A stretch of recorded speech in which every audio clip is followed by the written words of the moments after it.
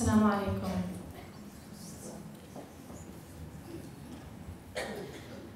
Whenever I come up to a podium, I always feel very short. I think we're okay. أعوذ بالله من الشيطان الرجيم. بسم الله الرحمن الرحيم. والصلاة والسلام على رسول الله وعلى آله وصحبه أجمعين. من يهده الله فلا مضل له ومن يضلل فلا هادي له. وأشهد أن لا إله إلا الله وحده لا شريك له وأشهد أن محمدا عبده ورسوله. رب اشرح لي صدري ويسر لي أمري واحلل عقدة من لساني يفقهوا قولي. When talking about the subject of dunya, I think it's important for us to understand the nature of dunya. Because before you can be successful in any journey, you have to know what is your goal, and you have to understand how you're going to get there. In order to be successful in this journey of crossing dunya, we have to know what is dunya. The Prophet ﷺ, he tells us in many different prophetic teachings, in many different ahadith, about how to view this life. In one of them he says, be in this life like a stranger, كَأَنَّكَ غَرِيب, as if you are a stranger or a traveler, a wayfarer. I want us to think about this advice for a moment. It seems very simple and short, but as is, the Prophet ﷺ, when he tells us something, he tells us in a few words something that is so profound. When you think about being a traveler, now right now I'm a traveler. I'm visiting your beautiful country and then I'm leaving shortly thereafter. What is the mindset of a traveler? Ask yourself, the last time you were traveling, what was your mindset? Think about the hotel room that you were staying in. My question to you is, when you go and you stay at a hotel when you're traveling, how many of you go into the hotel, look around, and say, okay, now I want to start decorating this room. Now I'm going to go to the store and I'm going to spend all this money so that I can decorate my room. And then we go to the bedspread and we say, oh my, this bedspread, it is the wrong color. And we go and we throw it out and we go to get a new bedspread. No one does this. Why? Why don't we act this way when we're staying at a hotel room? The reason is very simple. The reason is we know that we're only staying there for a short time and then we're leaving. How many of you become really attached to your hotel bed? Like, you just don't want to let it go. There's a chair in the room and you just become in love with the chair and you don't want to let it go. Nobody does that. Again, it is just a temporary place and then you're leaving. You don't invest a lot of money in furnishing your hotel room, correct? You don't become obsessed or attached to the furniture in your hotel room. The reason is that you know that you're leaving. Similarly, if your hotel bed isn't the most comfortable, it's just not the best bed in the world, which typically they aren't. It's not the most comfortable. Your pillow, it's not that comfortable. How many of you make a big deal out of that? It's okay. Why is it okay? Why is it okay to be a little bit uncomfortable in a hotel room? Because you know that you're staying there for a short time and then you're leaving. There is a natural sense of detachment when you are a traveler. Because you're like, it's okay, I can handle it for a few days, it's not that big of a deal, I'm leaving. Now, how does this apply to this life? The Prophet ﷺ is advising us to have that mindset in this life. That I'm only in this place for a short time and then I'm leaving. Just like you don't get attached to your hotel bed and your hotel chair, and you don't start spending lots of money furnishing it, we should have that same mindset in this life. It does not mean that we can't have nice things. It does not mean that we can't furnish those, rooms that we have, or that we have things which are comfort. However, there is a big difference between having things that you own and letting those things own you. So when we have things of dunya, Allah subhanahu wa ta'ala, He covers us with gifts. We all are drowning in gifts of Allah subhanahu wa ta'ala. He gives us money, He gives us health, He gives us status, He gives us beauty, He gives us youth, He gives us our families, our children, our spouses. But the problem is that when Allah gives us a gift, we should appreciate those gifts and we should show gratitude for those gifts. But here's where the problem comes along. When we start to love the gift more than we love the giver. When we start to love the gift more than we love the giver. When we start to become dependent on the gift and we forget about the giver. How do we do that? For example, Allah gives us money. We know that Allah gives us money and all of the provision that we have because it's one of His attributes. Al-Razzaq. Al-Razzaq is the provider. But here's the problem. When He gives us money, we start to love the money more than we love the giver of the money. We start to depend on the money more than the giver of the money. How does this show in our life? Well, so long as we have the money, we feel safe. So long as my bank account is fat and heavy and full, I feel safe. I feel like I'm okay. But the moment that I lose money, now all of a sudden I don't feel safe anymore. What was I depending on? Am I depending on my bank account? Do I think that the money comes from my job? Do I think that the money comes from my boss? Or do I know that the money comes from the provider? Even when the money decreases in my bank account, is Allah still there? Is the provider still there? Did He go away? So we have to be careful where we put our dependence. And we have to be careful where we put our ultimate love. How do we start to love the gift more than the giver? I'll give you some very tangible, practical ways we do that. Allah subhanahu wa ta'ala gives gifts because Allah is Al-Wahhab. Allah loves to give gifts. But sometimes we become so attached to the gift, we forget about Allah. In the case of money, we become so consumed with getting more and guarding it and not losing any of it that we may even be put in situations where we have to make a choice. We have to choose between the love of our money and the love of Allah subhanahu wa ta'ala. We are faced with these choices all the time. For example, sometimes in order to have, or we think in order to help our business grow, we need to sell alcohol. Or in order to help our business grow, we need to take huge interest-bearing loans. Well, let's look at that.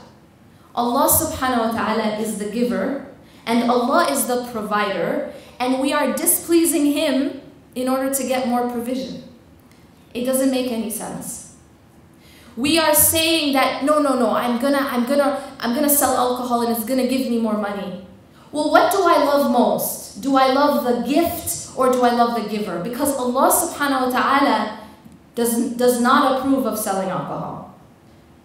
But if I love my money more, then I will choose my money when I'm faced with that choice.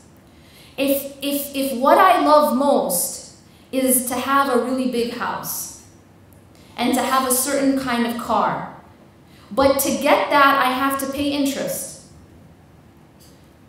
what am I going to choose? I choose what I love most.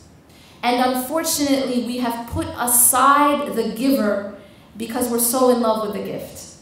We're so in love with our money. We're so in love with our big houses. We're so in love with our fancy clothes and that status. This is a situation which so many of us fall into because we have Allah subhanahu wa ta'ala gives us the gift and we love the gift more than the giver. Another example of this is the people that Allah puts in our life. We said that our spouse is a gift. Our children are gifts. But what a lot of us end up doing is we start to love our spouse and our children as we should only love Allah. But nobody says that, right? No one's going to say, yeah, raise their hand and say, actually over here, I love my spouse more than Allah, or I love my children more than Allah. We don't say that with our tongues. But how do we show that with our actions? Again, when we are faced with a choice, a lot of times you hear people saying things like, don't wear hijab because then you won't get married. Or take off your hijab so that you can get married. Or maybe take off your hijab because your husband wants you to. Here we are thinking that this person, that we're going to get married to, where does this person come from? Your spouse is a provision from Allah. Your spouse is from Allah. So how does it make sense that you're going to anger the provider in order to get more provision? It doesn't make any sense. If you're trying to get a promotion, you don't get a promotion by disobeying the boss. Correct? We know this. But somehow we've forgotten that Allah is the source of all the things that we want. Allah is the source of that great spouse that we're taking off our hijab to get. Allah is the source of the provision that we're selling alcohol to increase. These are the things we do because we lose focus. And we start to focus on the gift and not the giver. The other subtle ways that you can see this is if you ask yourself just a few questions. Because see, the heart is something we can't really, we can't see physically the spiritual heart, right? So it's very hard to know what's in my heart. It's not something we can really do a blood test and find out what do I love most. But there are indicators. One of the indicators, simple indicator, is what do you think about most? Simple. What do you think about all day long? What's always occupying your mind? There is a direct relationship between the heart, between your love and your mind, your thoughts. So your thoughts are going to be a reflection of what you love most. What consumes you here, consumes you here. So you can ask yourself, and everyone is aware, what do you think about most? What are you spending your entire day worrying about? What is it related to? What do you think about while you're praying? Because, most of the time it's not Allah subhanahu wa ta'ala. We're praying to Him, but our heart is thinking about everything else. Our heart is thinking about our children or our husband or whatever's in the oven or, where we have to go, what we're going to wear, what's on TV, what that person said about me, what that person did to me. That's what we're thinking about. Ask yourself, what is it that makes you most angry? What is it that makes you most sad? And look at your fear, because fear is an indicator of ultimate love. The thing that you're most afraid of, the thing that you're most afraid of losing. We have things in our life that we are terrified of losing. And actually just the thought of losing it can cause a physical reaction, like our heart will start pounding, we might start sweating, you might even get into a panic at the thought of losing that thing. You need to look at that. Every individual needs to look at their own heart and look at what is it really that I love most. And most of the time we will find that when we answer these questions, what am I thinking about all day? What's the first thing on my mind when I wake up in the morning? What keeps me up at night so I can't sleep? What keeps me from being able to eat? What's the last thing I think about before I sleep? What am I most afraid of? What makes me most angry? And you'll find that the answer to those questions has nothing to do with Allah subhanahu wa ta'ala. Typically, the answer to those questions are the gifts of Allah subhanahu wa ta'ala. So do you see what's happening here? What's supposed to be on our mind most? It's our Creator. What's supposed to be the first thing we think about when we wake up in the morning? La ilaha illallah, the first thing you're supposed to say when you get up. But it's not what's on our mind. What's supposed to be the thing that we're most afraid of losing?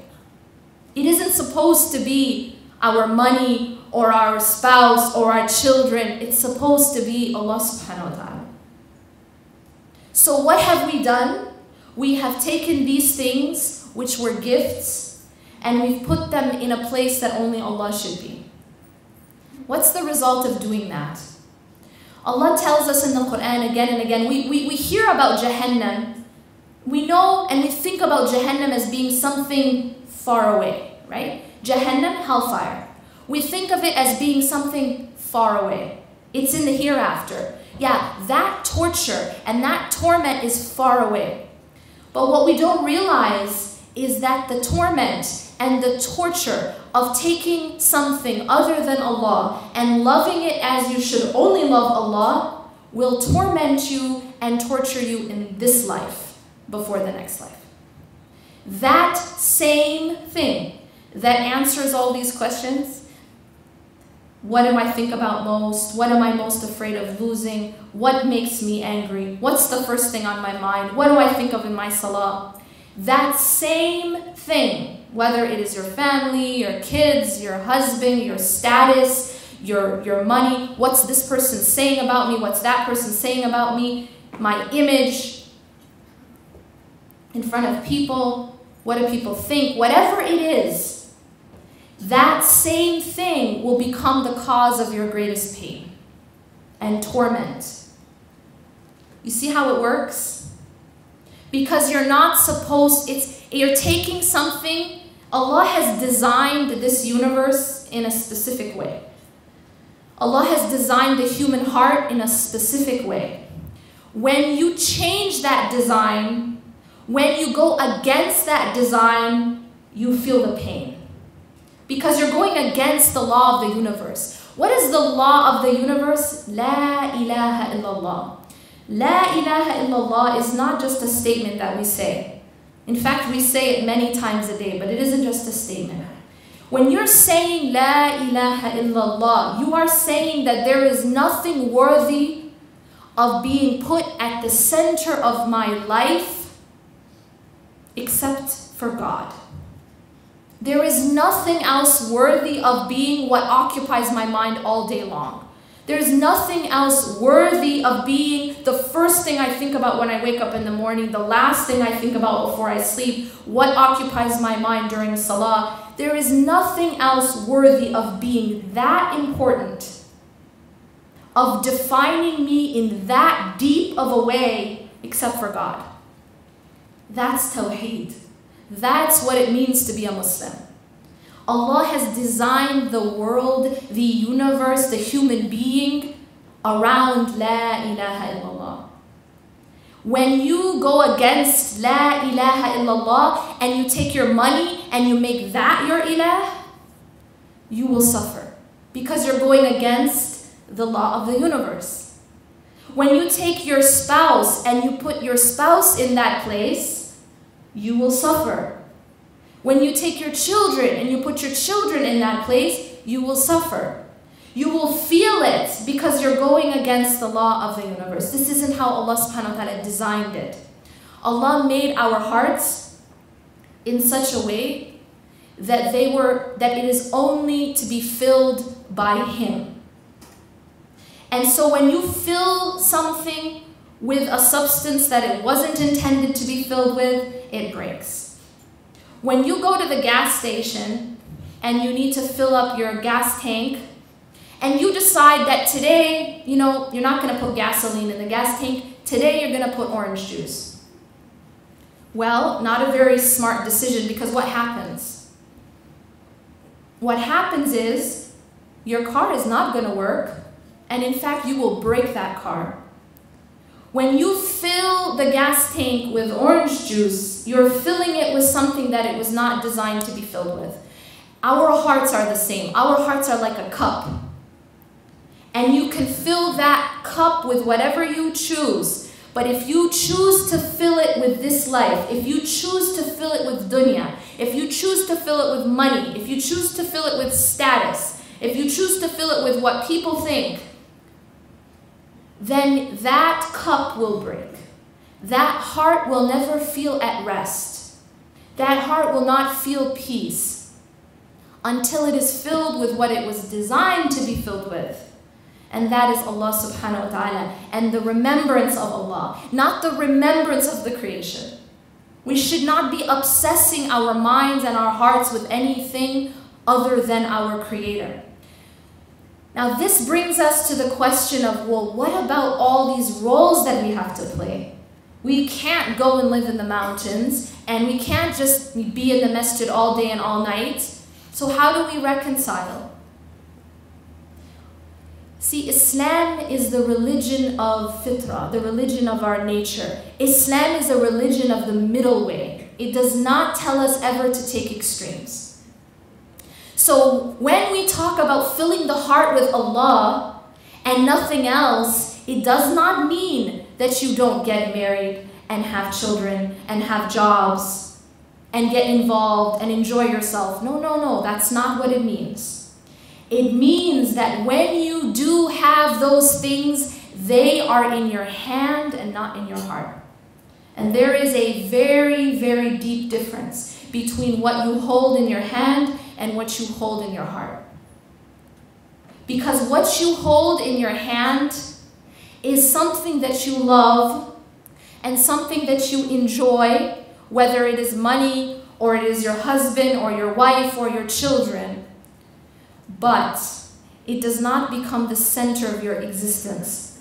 It will not be what you think about all day. It will not be the first thing on your mind, the last thing on your mind, what makes you cry, what makes you happy, what makes you sad. No, no, that is for what's in your heart. So you understand here that what we have and we hold in our hand is something that we love, but something that we can ultimately live without.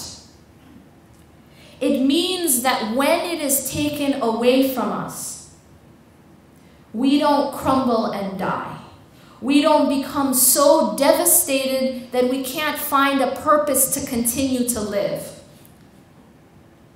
Lots of people have money, but they don't always hold it in the same place. Some people, we know there were companions who were rich, but they held their money in their hand and not in their heart. What does that mean? What does that look like? It means that if it is taken away, it isn't the end of that person's life. It doesn't devastate. There is a beautiful example of this. Abu Hanifa, radiallahu anh, one of the great scholars, he also had property, business, he had wealth. And while he was teaching one time, some people came to him and told him, your ships have sunk. So a portion of his wealth was presumably gone, lost. So what he did, rahmatullah alayh, is he paused. He was teaching, he paused, and then he said, Alhamdulillah, and then he continued teaching. A little while later, they came back to him and said, actually, we made a mistake. It wasn't your ships that sunk. So again, he paused. He said, Alhamdulillah, and then he continued teaching. So later on, when he was asked what that was about, he said that when first you told me that I lost my ships, I paused and I examined my heart, and I found it unmoved. And so I said, Alhamdulillah, that my heart was unmoved by that. And then the second time when you told me that I had not lost my ships, again I paused and I examined my heart, and I found it unmoved. So I said, Alhamdulillah, that my heart was unmoved. You understand here, he has the money, but if that money comes or that money goes, that's not what controls him inside. He is not controlled inside except by Allah subhanahu wa ta'ala. Similarly, we interact with people, right? No one is going to tell you that you should go hide out and never see people. We get married, this is the sunnah of the Prophet ﷺ. We have children, we have families, we have parents. We must interact. But what happens when the people are happy with you and they're praising you? How does that affect your heart? And then the next day they don't like you anymore. They're not pleased with you anymore. Now they're criticizing you. Now they don't love you anymore. I'm sorry, I don't love you anymore. I think I'm gonna leave now. What happens to you? If that person was in your heart and that person controlled you inside, then when they don't like you anymore or they're criticizing you, it breaks you inside. But if those people, yes, you love them, but your heart is for Allah, your heart is not moved by the movement of the creation. Your heart is only moved by Allah subhanahu wa ta'ala. Then what that means is, yes, people come and they go from your life. People are going to be happy with you sometimes. Sometimes they're not going to be. Sometimes they're going to love you and sometimes they're going to hate you. But you don't allow your internal state to go up and down with the creation. Because your internal state should be stable with Allah subhanahu wa ta'ala. Should be linked to your relationship with Him. And externally you interact with the creation. It isn't something that controls you inside. This is the goal, right? How do you get there? This seems very, it seems very hard, right? Something far off. We can't really think about how do we do that? How do we love our families, for example, without allowing them to compete with the place that Allah should be inside? I think the easiest answer to that question is by thinking of this example. You know when a little kid first sees, a really special toy. Maybe that child is watching TV and sees a commercial. And on the commercial, there's this toy Ferrari. Okay? And the child falls in love with this toy. So that child becomes obsessed. Every day asking his parents, please, can I have that Ferrari? Please, can I have that toy? Please, can I? Finally, he gets it. Now that child holds on real tight to that toy, right? Try taking that toy out of the child's hand. It's not going to be easy, right? Because he is obsessed and in love and attached to that toy. But what happens when that child grows up and sees a real Ferrari? What happens to that child's attachment to the lesser model? Now, when you try to take that toy out of his hand, is it hard anymore? No, because his eyes are on the real thing, the real Ferrari. What does that have to do with us? The reason we become so attached to this life is because we don't see anything better. We don't really see the better life. So we don't have anything better to compare it to. All we think about is dunya. All we talk about is dunya. all we compete for is dunya. It's only about how much do I have, how much do they have? What are they wearing, what am I wearing? What are they saying, what am I saying? Where am I invited, who didn't invite me? Whatever it is. Who has more status, who has less status? That's all we see. We are just surrounded by it. And so all we see is the toy car. That's all we see. That's why it's so hard to let go. That's why if you try to take even a little bit from me, I would never let it go. We aren't willing to sacrifice even a little bit of our dunya for Allah. We aren't. We can't even sacrifice, okay, you know, I'm not going to get this interest-bearing loan. I'm not going to sell alcohol. I'm not going to dress in a way that is displeasing to Allah because that's the fashion. We can't even sacrifice seriously. When we look at the sacrifices that people before us made, and we compare it to the sacrifices that we're not willing to make, we don't even want to give up this much for Allah. You tell me to wear hijab? No, but I don't want to give up the fashion. You tell me to dress modestly, but that's in fashion. We can't even sacrifice fashion, let alone our lives or otherwise.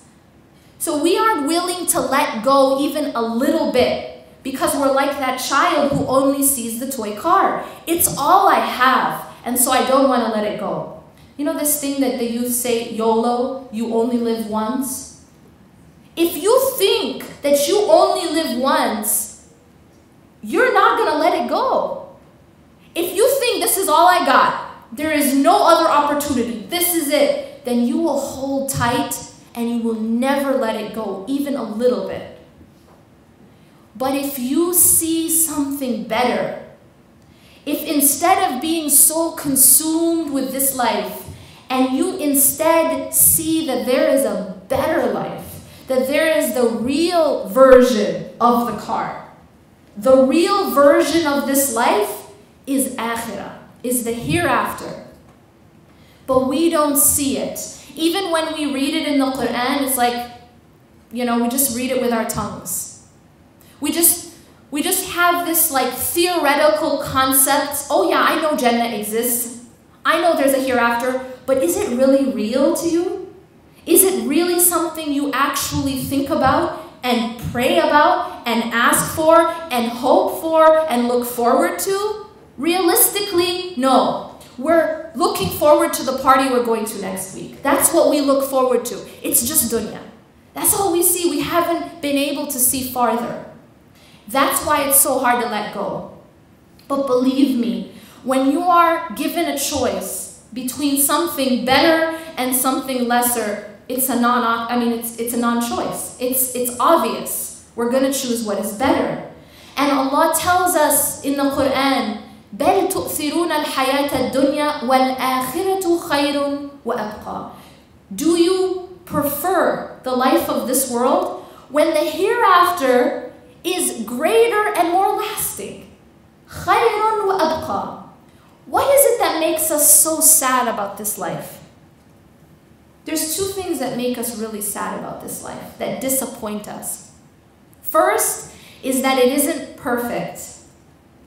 We want things to be perfect. It's in our nature. And we become very disappointed when things are not perfect. We want our children to be perfect. We want our husband to be perfect. We want our wife to be perfect. We want our job to be perfect. We want our figure to be perfect. We want everything to be perfect, right? And we get disappointed when it isn't. Khayrun. Allah is saying that the hereafter, that Jannah is greater because it's actually perfect. It's none of this, yeah, okay, one thing goes right in your life, but something else is falling apart. It's none of that. There is no sadness and there is no fear in Jannah. There is sadness and fear in this life, right? There is definitely sadness and fear in this life, but the hereafter doesn't have any of that. And second thing that makes us sad is that nothing lasts. No matter how beautiful you are, no matter, you know, how thin and how nice your skin is, 20 years later, you don't look the same. And you can throw all the money in the world into plastic surgery, but it isn't going to make you live forever. Is it right? And it doesn't matter if you're an atheist or an agnostic or a Muslim, you can't deny that. And it's very difficult for people to accept that. That's why we have so many products out there. You know, all the creams and all the Botox and the plastic surgery. What's that about? We're trying to make a Jannah in this life. We're trying to make this life last forever. But it's impossible. And that hurts us in a very deep place. To think that everything is passing away. It hurts us. But that's because we only see this life. We don't see that there is a life where nothing passes away. That you don't get old. You don't get tired. You don't cry. You don't bleed. You don't get scared. You don't have to worry about anxiety and all these things that plague us. So why are we so caught up in this life? بَلْ تُؤْثِرُونَ الْحَيَاةَ الدُّنْيَا وَالْآخِرَةُ خَيْرٌ وَأَبْقَى. Allah is asking us this question. Why do we prefer this life? He's saying, you prefer this life. I mean, it's a question, and it's a ridiculous thing that we do. We are preferring the toy Ferrari to the real Ferrari. That's what we are doing. But the reason we do that is because we're like that child who hasn't seen the real car yet. Our hearts really haven't seen Akhirah.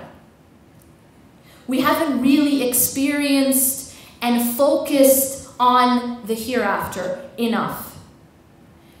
And when you do that, through your remembrance of Allah, through your relationship with His book, with the Qur'an, when you start to do that, you will find naturally that this life doesn't become as important anymore. It becomes like the hotel room.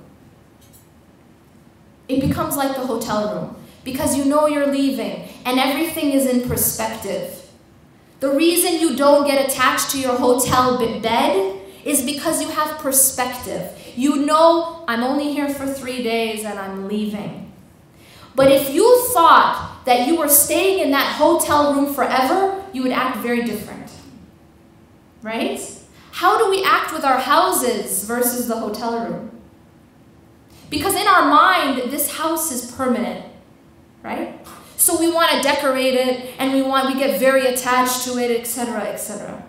Our mindset is that we're staying here. But if we gained perspective, proper perspective, and we saw this life as temporary, and we saw this life like the hotel room, and we saw this life like the toy car, then it would be much easier to not be so obsessed with it. And now all of a sudden our concerns will change. Oh, you know what this person said about you? It's not the end of the world. You know what this person's doing, or who invited you, who didn't, who called you, who didn't, you know, whether or not, how you appear in front of people, your image, it doesn't become as important anymore because you see something more important. You see something better. You see the real car. Similarly, when all we see is the creation, all we see is the creation, then the creation becomes the most important thing to us. And the reason is we haven't really seen the Creator. And of course, I'm not talking about seeing Allah with our physical eyes, because that's for Akhirah, inshallah. But we can see Allah with our hearts. Seeing Allah with our hearts means that we focus on Him and our heart is full of the remembrance of Allah, as if we can see Him. Isn't that what the Prophet ﷺ said? He said that the highest level of faith is to worship Allah as if you can see Him. That's ihsan. That's the highest level. And if you can't, know that He sees you. If we could see the real car, if we could see Allah subhanahu wa ta'ala, we wouldn't be so caught up in the creation. You know what that means? It means the more that I focus on and worry about what does Allah think of me, or how do I appear to Allah, or is Allah pleased with me, the less I'm going to be worried about what do the people think of me. What are the people saying about me, and are the people pleased with me? It's just natural because you're looking at something better. You're more concerned with something better.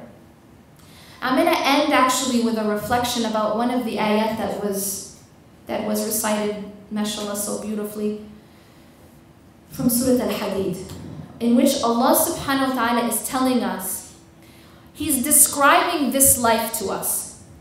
اعلموا أنما الحياة الدنيا لعب ولهو وزينة وتفاخر بينكم وتكاثر في الأموال والأولاد. Allah is telling us, He's describing this life to us, and He begins by saying اعلموا, meaning know.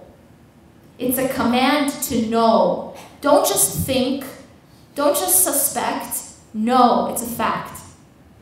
That the life of this world is la'ib. First description He gives is that the life of this world is play. And it's interesting because when you study the life cycle or the lifeline of a human being, and you think about when a human being first enters this life, what is their world revolving around? What's the most important thing to a child? Play. Play. Playing with toys, right? That's it. You want to get a child a gift, you don't get them a fancy purse, you don't get them fancy clothes, you get them a toy. Play. So the dunya, the entire world, revolves around play when you first come to this life. La'ib. Then the ayah goes on to say, walahu. Lahu is entertainment. Lahu is this, you know, basically keeping yourself, amusement. You know when a child grows up a little bit, middle school or so, what's it all about? Entertain me. Their favorite thing to say at that age is, I'm bored, right? It's like they need constant entertainment, constant stimulation. Like, entertain me, I'm bored. Unfortunately, we sometimes don't grow out of that, but at that point, that's all it's about. Video games, movies, you know, it's like they constantly just want amusement and entertainment. So dunya is about entertainment and amusement. And then we get up and we grow a little bit, we enter into high school. High school now is that time when it's not about playing with toys anymore. It's not so much about video games anymore, although some people also never grow out of that. It's more about how you look. How you look becomes of utmost importance, right? Your image. This is when you are like taking 2 hours to get ready in the morning, right? Allah says, لَعِبٌ وَلَهْوٌ وَزِينَةٌ. Zina is adornment. Adornment. At this point in life, everything, your entire life revolves around adornment, around how you look, how you appear, your image. And then you grow up a little bit, and you graduate, or now you're starting to look for colleges and programs, and now you're trying to prove yourself. وَتَفَاخُرٌ بَيْنَكُمْ. تَفَاخُرٌ بَيْنَكُمْ is that showing off, that boasting. Now it's not so much about playing with toys or video games or what you're wearing, but now it's about, well, what college did you get into? Oh, well, I got in this college. What program are you? How much, or what job did you get? So now everybody's trying to prove themselves, and everyone's trying to compete, and everyone's trying to show off. Boasting. وَتَفَاخُرٌ بَيْنَكُمْ. And then you get older and you settle down, and now it's not necessarily about play, video games, what's your adornment, although some people also don't grow out of that. But now it's about competition. وَتَكَاثُرٌ فِي الْأَمْوَالِ وَالْأَوْلَادِ. Now it's about collecting money and children. تكاثر في الأموال والأولاد is that, you know, that mutual competition in now, oh, did you see her house? Or did you see her car and my car versus, well, what's her kid? How much did your cousin pay for their wedding? And how much are we gonna pay? How much did their wedding cost? Oh, but now they spent 100,000, we have to spend 120,000. This type of thing. It's this competition now about money and about our children. وَتَكَاثُرٌ فِي الْأَمْوَالِ وَالْأَوْلَادِ. Now Allah here, He spells it out for us. These are all the things that you get caught up in at different stages of your life. But all of that, كَمَثَلِ غَيْثٍ أَعْجَبَ الْكُفَّارِ. It's like a garden that makes the farmer really happy. كَمَثَلِ غَيْثٍ أَعْجَبَ الْكُفَّارِ نَبَاتُهُ. So that now the farmer is really pleased with the, you know, what they have, their harvest, the plants. ثُمَّ يَهِيجُ فَتَرَاهُ مُصْفَرًا. And then Allah describes what happens. So the farmer's really happy with their harvest and their plants, but then what happens to the plants? يَهِيجُ فَتَرَاهُ مُصْفَرًا. It starts to crumble, it starts to dry up, and it becomes yellow. See this like rose? Is this even real? It's real, right? It's really beautiful, right? But what happens after 2 weeks? The most beautiful rose in the world, after 2 weeks, it becomes brown and it starts to crumble. This is a sign. And Allah tells us that the life of this world is just like that. فَتَرَاهُ مُصْفَرًا. You find it becoming yellow, brown, مُصْفَرًا. ثُمَّ يَكُونُ حُطَامًا. And then it just becomes debris, like you could take that rose that used to look like this, and now you can actually crumble it in your hand, and it becomes nothing, and it would just blow away in the wind. After all of that, what's left over? وَفِي الْآخِرَةِ عَذَابٌ شَدِيدٌ وَمَغْفِرَةٌ مِّنَ اللَّهِ وَرِضْوَانٌ.